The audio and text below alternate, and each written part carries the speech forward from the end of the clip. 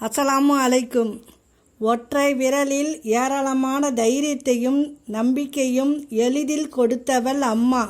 மலை போல் அறிவு இருந்தாலும் பொறுமைக்கு ஈடாகாது. கடல் அளவு பணம் இருந்தாலும் அன்பான குணத்திற்கு ஈடாகாது. யாரோ ஒருவன் இந்த உலகத்திலேயே மிகப்பெரிய சந்தோஷம்.